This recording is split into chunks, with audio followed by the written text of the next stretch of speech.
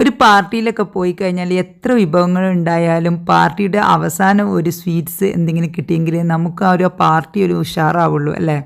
അങ്ങനെ നമുക്ക് വീട്ടിലൊക്കെ ഒരു പാർട്ടി ഉണ്ടാകുമ്പോൾ നമുക്ക് വെറൈറ്റി ആയിട്ട് തയ്യാറാക്കാൻ പറ്റുന്ന ഇളനീര് കൊണ്ടുണ്ടാക്കുന്ന 2 ഐറ്റം പുഡിങ്ങാണ് ഇന്ന് ഞാൻ ഇവിടെ ഷെയർ ചെയ്യുന്നത്.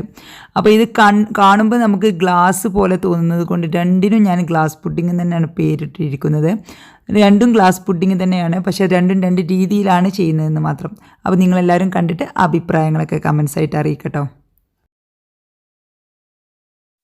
ഈ 2 ഐറ്റം പുഡിങ് ഉണ്ടാക്കാൻ വേണ്ടിയിട്ട് ഞാൻ ഇവിടെ 3 ഇളനീരാണ് എടുത്തിട്ടുള്ളത്.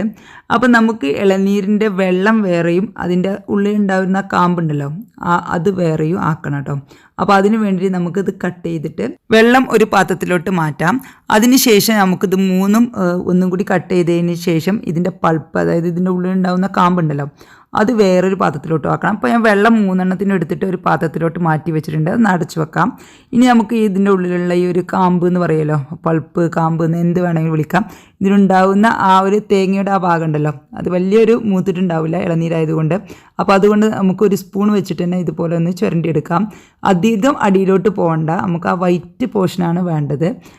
അടിയിലോട്ട് പോയാൽ കളർ ചേഞ്ച് ആവും. അപ്പോൾ ആ ഒരു ഭാഗം എടുക്കുന്നതിലേറെ നല്ലത് എടുക്കാത്തതാണ് കേട്ടോ. കാരണം നമ്മുടെ ആ പുഡിങ്ങിൻ്റെ ആ വൈറ്റ് കളർ മാറും, അതുകൊണ്ട് അത് എടുക്കണ്ട. അപ്പോൾ വൈറ്റ് പോർഷൻ മാത്രം നമുക്ക് ഇതുപോലെ സ്പൂൺ വെച്ചിട്ട് നമുക്കിങ്ങനെ ചുരണ്ടിയെടുക്കാം.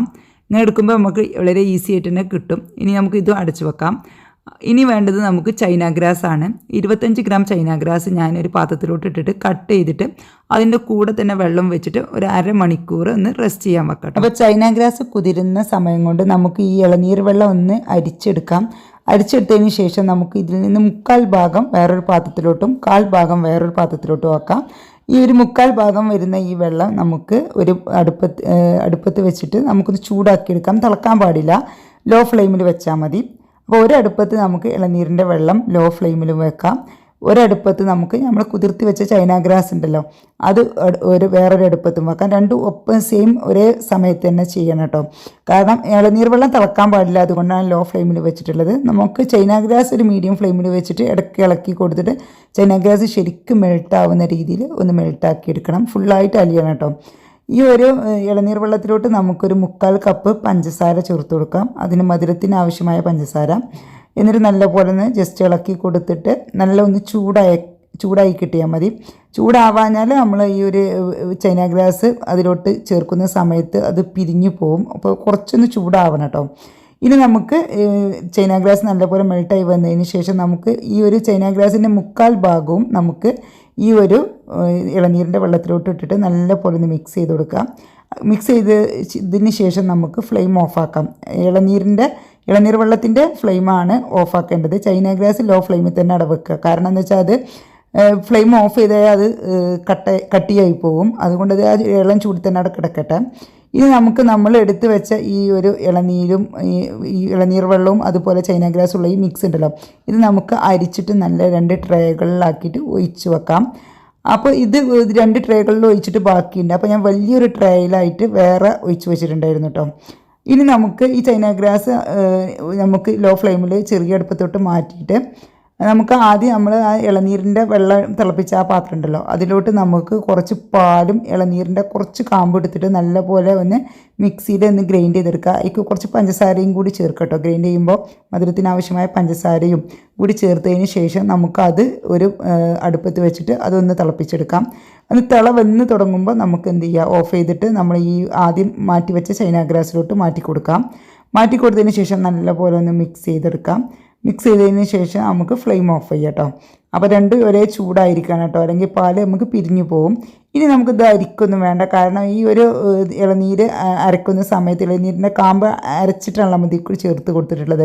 അപ്പോൾ നല്ലപോലെ അരയണമെന്നൊന്നുമില്ല, ഇടയ്ക്കിടയ്ക്ക് പീസ് കടിച്ചാലും കുഴപ്പമില്ല. ചെറിയ പീസസൊക്കെ കടിക്കുമ്പോൾ നല്ലൊരു ടേസ്റ്റാണ്. ഇനി നമുക്കിത് നമ്മൾ ആദ്യം ചൈന ഗ്രാസും ഇളനീരും കൂടിയുള്ള തിളപ്പിച്ച ആ മിക്സ് ഒഴിച്ച് വെച്ചല്ലോ അത് നല്ലപോലെ തണുത്തിട്ടുണ്ട്. അത് ഞാൻ ഫ്രിഡ്ജിലോട്ടൊന്നും വെച്ചിട്ടുണ്ടായിരുന്നു കേട്ടോ. അപ്പോൾ നല്ലപോലെ തണുത്ത് ഉറച്ച് വന്നിട്ടുണ്ട്. ഇനി അതിൻ്റെ മുകളിലോട്ട് അടുത്ത ലെയറായിട്ടാണ് നമുക്ക് ഈ ഒരു മിക്സ് ഒഴിക്കേണ്ടത്. അപ്പോൾ അങ്ങനെ തന്നെ ഒഴിക്കാൻ പാടില്ല. ഇതുപോലെ ഈ ഒരു തവി വെച്ചിട്ട് മെല്ലെ ഒഴിക്കാനേ പാടുള്ളൂ കേട്ടോ. നമ്മൾ ഈ പാത്രം കൊണ്ട് തന്നെ അങ്ങോട്ട് ഒഴിക്കുമ്പോൾ അവിടെ ഒരു കുഴി വന്നിട്ട് നമ്മുടെ ഇത് ഷേപ്പ് ഔട്ട് ആയിപ്പോവും. അപ്പോൾ അത് കൊടുക്കുന്ന സമയത്ത് ഒന്ന് ശ്രദ്ധിക്കണം കേട്ടോ. അപ്പോൾ അത് അരിച്ചു കൊടുക്കൊന്നും വേണ്ട, ഇങ്ങനെ ജസ്റ്റ് ഒന്ന് തവി കൊണ്ട് മെല്ലെ ഇങ്ങനെ അടിയിലോട്ട് ഒരു കുഴി ആവാത്ത രീതിയിൽ മെല്ലെ ഇങ്ങനെ ഒഴിച്ചു കൊടുത്താൽ മതി കേട്ടോ.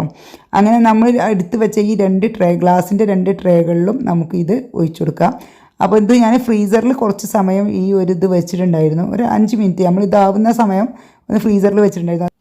അതുകൊണ്ട് തന്നെ ഇത് നല്ല കട്ടിയായി വന്നിട്ടുണ്ട് കേട്ടോ. നമ്മൾ തൊടുമ്പോഴൊക്കെ നല്ല കല്ല് പോലെ ആയിട്ടുണ്ട്.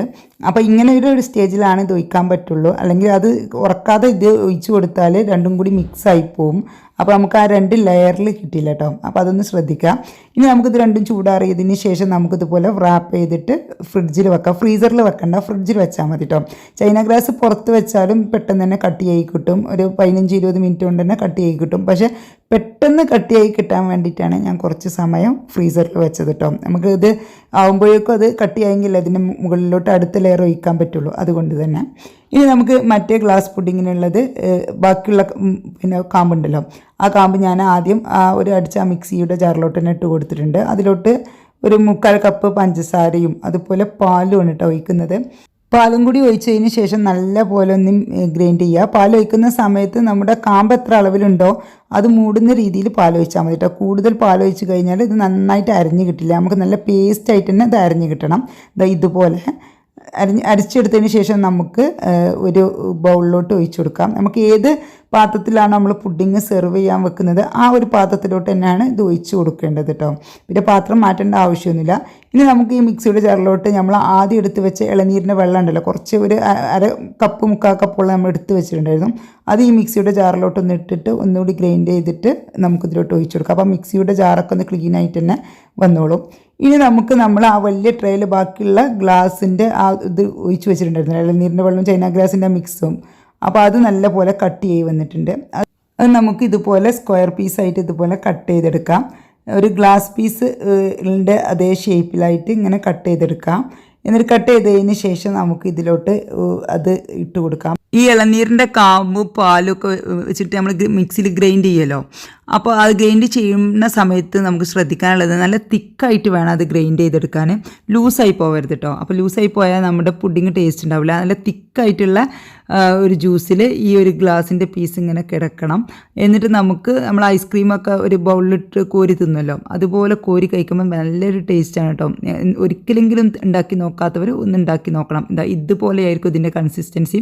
ഇനിയിപ്പോൾ നമുക്കിത് ഒന്നും ചെയ്യാനില്ല, നമുക്ക് റാപ്പ് ചെയ്തിട്ട് ഫ്രിഡ്ജിൽ വെച്ചാൽ മതി. എപ്പോഴാണ് നമുക്ക് സെർവ് ചെയ്യണത് ഇപ്പോൾ തന്നെ കഴിക്കാം, വെക്കേണ്ട ആവശ്യമൊന്നുമില്ല. ഇപ്പോൾ തന്നെ കഴിച്ചാൽ നല്ല ടേസ്റ്റാണ്. ഇനിയിപ്പോൾ ഇത് നാളെ പാർട്ടിക്ക് വേണ്ടിയിട്ടാണ് ഞാൻ തയ്യാറാക്കുന്നത്. അപ്പോൾ ഇന്ന് ഫ്രിഡ്ജിൽ വെച്ചിട്ട് നാളെ പാർട്ടീൻ്റെ സമയത്ത് ഇനിയിപ്പോൾ ഫ്രിഡ്ജിൽ നിന്ന് പുറത്തിറക്കുള്ളൂ.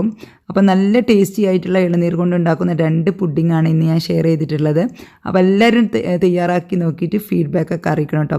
ഈ ഒരു പുഡിങ് നല്ല ടേസ്റ്റാണ്. നമുക്ക് കുട്ടികൾക്കൊക്കെ നല്ല ഒരു കയ്യിലിങ്ങനെ പിടിച്ചിട്ട് കഴിക്കാൻ നല്ല ഒരു പുഡിങ്ങാണ് കേട്ടോ. ഇതുപോലെ കട്ട് ചെയ്ത് വെക്കുമ്പോൾ നല്ലൊരു ഭംഗിയാണ് 2 ലെയറായിട്ട്. ഇനിയിപ്പോൾ നമുക്ക് ഇളനീരിൻ്റെ ആ ലെയറിൽ എന്തെങ്കിലും കളറൊക്കെ ആഡ് ചെയ്യാം. ഞാൻ ഒരു നാച്ചുറൽ കളർ ആയിക്കോട്ടെ വെച്ചിട്ട് കളർ ആഡ് ചെയ്തിട്ടില്ല. കളർ ആഡ് ചെയ്യണമെന്നുണ്ടെങ്കിൽ നമ്മൾ ആ ഇളനീരിൻ്റെ വെള്ളവും ചൈന ഗ്രാസും ഇട്ട് തിളപ്പിക്കുമല്ലോ, മിക്സ് ആക്കുമല്ലോ. ആ ഒരു സമയത്ത് ഏത് കളറാണ് വേണ്ടത് വെച്ചാൽ ആഡ് ചെയ്താൽ മതി. സ്കൈ ബ്ലൂ കളറൊക്കെ നല്ല രസം ഉണ്ടാവും കേട്ടോ. അപ്പോൾ എല്ലാവരും തയ്യാറാക്കി നോക്കിയിട്ട് ഫീഡ്ബാക്ക് അറിയിക്കുക. ഇഷ്ടമായ ഫ്രണ്ട്സ് ആൻഡ് ഫാമിലിക്ക് വേണ്ടി ഷെയർ ചെയ്തെടുക്കുക. ചാനൽ ഇഷ്ടമാകുന്നുണ്ടെങ്കിൽ സബ്സ്ക്രൈബ് ചെയ്തിട്ട് സപ്പോർട്ടും ചെയ്യുക കേട്ടോ. അപ്പോൾ എല്ലാവർക്കും നന്ദി, നമസ്കാരം.